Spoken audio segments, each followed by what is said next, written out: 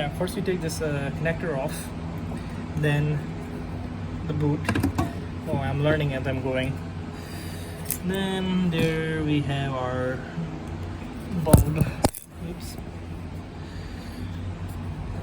Okay, there should be there should be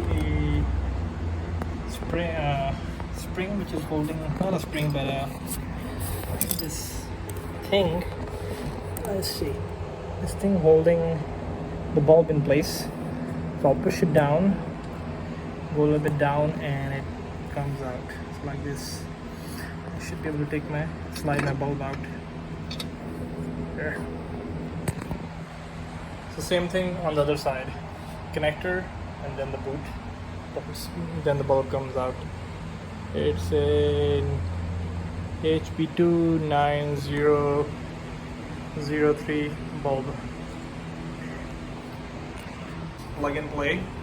So I already got one in place. You can see.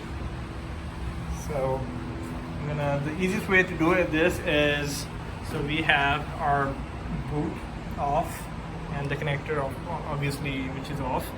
So you take it, put it like this. So you have 12 o'clock. So this tab is in 12 o'clock position, and this is in 8 and 4. So you take this,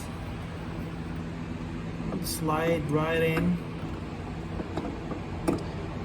It's hard to do it with one hand, but you got an idea.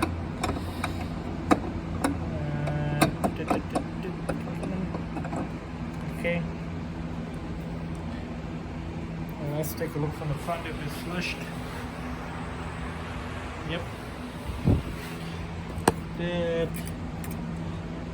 Take your little spring, put it in place, go a little bit down on it, and then up where the hook is, which is right here.